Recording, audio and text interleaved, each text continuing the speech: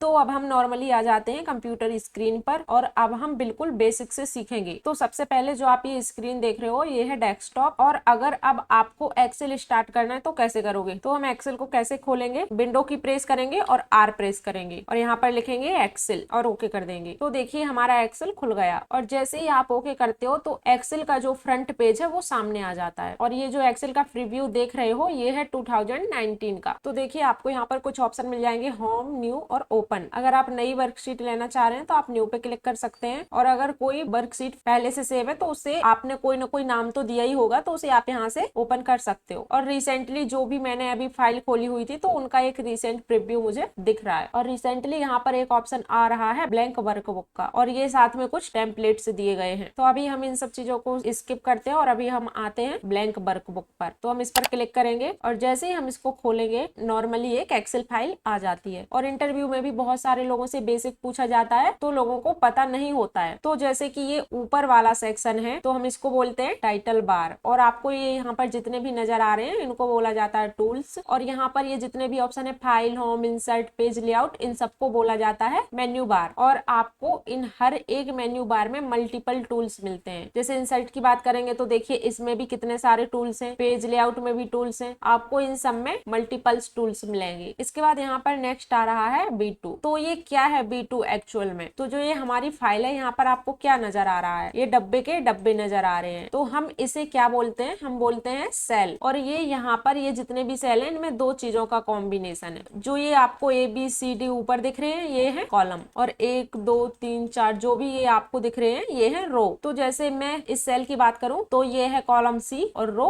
2, तो हम इसको क्या बोल सकते हैं C2। जैसे अब हम यहाँ पे क्लिक करेंगे तो इसको क्या बोलेंगे B4। तो देखिए यहाँ पर इसका नाम आ रहा है B4। तो बेसिकली ये जो कॉलम है ये नेम बॉक्स का कॉलम है, और ये आपको बताता है कि अभी आप कौन से सेल पर हो। तो अभी हम किस सेल पर हैं, B4 पर। इसके बाद यहाँ पर आता है फॉर्मूला बार, और फॉर्मूला बार दो केसेस में यूज किया जाता है। नंबर 1 जब आपको कोई फॉर्मूला इंसर्ट करना हो, और दूसरा अगर आप सेल में कोई काम कर रहे हो और आप उसमें कुछ और ऐड करना चाह रहे हो तो आप उसमें फॉर्मूला बार का यूज कर सकते हैं। जैसे कि चलिए मैं आपको एक एग्जांपल देती हूँ। जैसे कि हमने यहाँ पर कुछ भी लिखा, मैंने इस पे कुछ लिखा तो देखिए ये फॉर्मूला बार पे लिख जा रहा है। अब हम इसको डिलीट करके फॉर्मूला बार में कुछ लिखते हैं तो वो ऑटोमेटिकली सेल पर भी लिख के आ जाएगा। तो जब भी आप किसी बड़े फॉर्मूला पर काम करते हो तो आपको फॉर्मूला बार की हेल्प लेनी पड़ती है। अब आते हैं सीधा प्रैक्टिकल सेशन पर, जहाँ पर हम कवर करेंगे होम टैब से रिलेटेड टूल बार्स, जिनमें कुछ बेसिक भी होंगे और कुछ मोस्ट यूजफुल भी होंगे। तो हमें एक्सेल में सबसे पहले कुछ चीज अगर समझने की जरूरत होती है तो वो है डेटा। तो चलिए मैं आपके सामने एक डेटा क्रिएट करके दिखाऊंगी ताकि इससे रिलेटेड कुछ बेसिक टर्म्स आपको समझ आ सकें। जैसे मैं यहाँ पर लिखूंगी नेम, तो अब ज्यादातर लोग क्या करेंगे, माउस से यहाँ पर क्लिक करेंगे। तो हमें माउस से क्लिक नहीं करना है, हमें क्या करना है, टैब बटन प्रेस कर देना है, तो वो अपने आप अगले सेल पर चला जाएगा। उसके बाद हम यहाँ पर लिखेंगे मदर्स नेम। तो देखिए अब जो ये नेम है तो आपको लगेगा कि ये दूसरे सेल में थोड़ा सा इसका हिस्सा दिख रहा है, तो बेसिकली ये इसी सेल में है। और अगर आपको पूरा देखना है तो हमें क्या करना है, यहाँ पर आना है और आपको यहाँ पर एक ये प्लस का निशान दिख रहा होगा, तो आपको अपने माउस से क्लिक करना है और ऐसे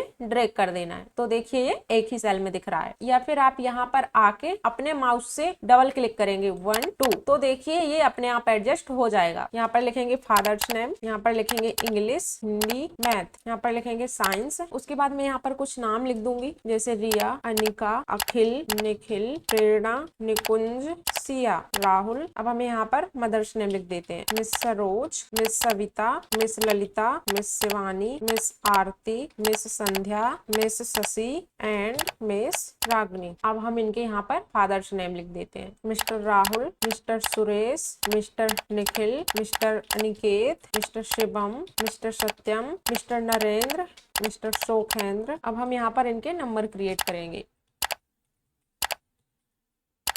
अगर हम इनके ऐसे एक एक करके यहाँ पर नंबर क्रिएट करेंगे तो हमें काफी टाइम लग जाएगा। तो इसके लिए एक सॉल्यूशन है, हमें क्या करना है, इक्वल टू प्रेस करना है, रेंड बिटवीन का फॉर्मूला लगाना है। तो हमें क्या करना है, इनको 33 से 99 तक नंबर चाहिए जिससे कि ये फैल ना हो, 33 99 और ब्रैकेट क्लोज करके इंटर प्रेस कर देंगे। यहाँ पे भी 33 से ज्यादा ही कर देते हैं। अब हमें यहाँ पर क्या करना है, ये नंबर ना बार बार चेंज होंगे, तो हम इसके लिए क्या करेंगे, सबसे पहले इसको ऐसे ड्रैग करेंगे, फिर यहाँ तक ड्रैग करना है और उसके बाद आपको सबसे सबसे पहले इन नंबर्स को सिलेक्ट करना है, कंट्रोल सी से कॉपी करना है और पेस्ट वाले ऑप्शन पर जाना है और यहाँ से ये पेस्ट वैल्यूज दिख रही है 1 2 3, इस पर क्लिक कर देना है। तो देखिए अब ये नंबर हमारे चेंज नहीं होंगे। अब हमारा डेटा रेडी हो चुका है। लेकिन तो क्या ये ऐसा डेटा आपको अच्छा लग रहा है, थोड़ा सा स्टाइलिश दिख रहा है? नहीं ना। तो इसके लिए हम क्या करेंगे, तो सबसे पहले हमें इस डेटा को तैयार करने के लिए इस वाले फॉन्ट सेक्शन की जरूरत पड़ेगी और इस अलाइनमेंट की। तो आपको डेटा को सिलेक्ट कैसे करना है, जब भी आप सेल पर आएंगे आपको ये प्लस का सिंबल दिखेगा, तो आपको इसको सिलेक्ट करके माउस की लेफ्ट बटन को होल्ड करके ड्रैग करते जाना है। और अगर आपको ये डेटा थोड़ा नीचे से चाहिए तो हम क्या करेंगे, अभी ये सिंबल मोटा सा दिख रहा है, जैसे ही हम इस लाइन पर क्लिक करेंगे तो ये वाला सिंबल आएगा, तो हमें लेफ्ट बटन होल्ड करके नीचे की तरफ मूव कर देना है। अब हम इस ऊपर वाले एरिया पर अपनी हेडिंग देंगे, तो हम इसको सिलेक्ट कर लेते हैं और यहाँ पर एक टूल आपको दिख रहा होगा मर्ज एंड सेंटर, तो हमें इस पर क्लिक कर देना है। तो देखिए ये लाइन हमारी मर्ज हो गई है। तो जो ये यहाँ पर दो रो दिख रही थी आपको एक साथ, तो ये आप देख सकते हैं अब ये एक ही रो में कन्वर्ट हो गया है। तो अब हमारा टाइटल क्या है, हमने बच्चों का रिजल्ट निकाला है, तो हमें यहाँ पर क्या लिखना है, रिजल्ट। लेकिन ये रिजल्ट कुछ सही नहीं लग रहा, बिल्कुल नीचे है, तो हमें इसको बीच में करने के लिए क्या करेंगे, इस वाले ऑप्शन पर मिडिल अलाइन पर क्लिक करेंगे, तो ये एकदम परफेक्ट बीच में आ गया। और आपको इसको जहां पे भी एडजस्ट करना है, राइट लेफ्ट टॉप मिडिल, आप वहां पर एडजस्ट कर सकते हैं। अब हम इसे क्या करेंगे, थोड़ा सा बड़ा करेंगे। और अगर आपको यहाँ पर इसका दूसरा फॉन्ट चाहिए जो कि थोड़ा डिजाइन वाला हो, तो आप यहाँ पर क्लिक कर सकते हैं। तो मुझे ये वाला चाहिए, तो मैंने ये ले लिया। अब हमें इसको बोल्ड करना है, तो थोड़ा सा बोल्ड कर देंगे और इटैलिक कर देंगे। अगर आपको अंडरलाइन देना है तो अंडरलाइन भी दे सकते हैं,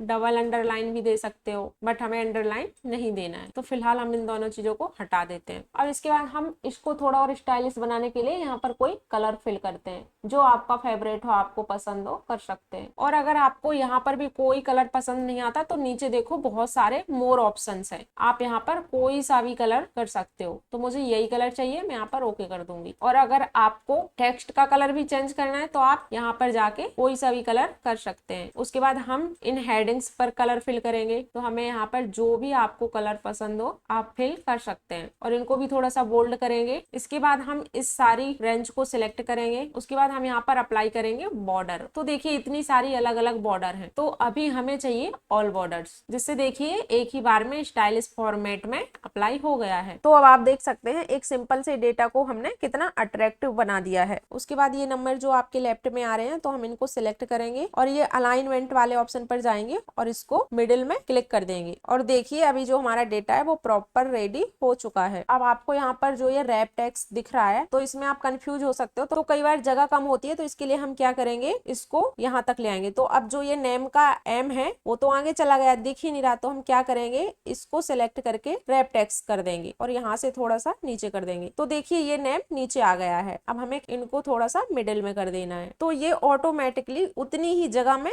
एडजस्ट हो जाएगा। फिर हम इन सारे को सिलेक्ट करके टॉप अलाइन कर देंगे। तो देखिए अभी हमारा डेटा परफेक्ट है। तो इस तरह से आप रैप टेक्स्ट का इस्तेमाल कर सकते हो कि उतनी ही कम जगह में हमारा सारा डेटा आ जाए जितना हमको चाहिए। सो इस तरीके से हम इसका यूज करते हैं। सो आई होप आप लोगों को वीडियो समझ आया होगा। अगर आप लोगों को ये वीडियो काम की लगी हो तो प्लीज नीचे कमेंट करें पार्ट 2। तो वीडियो को करें लाइक और चैनल को करें सब्सक्राइब एंड मिलते हैं पार्ट 2 पर। Bye bye.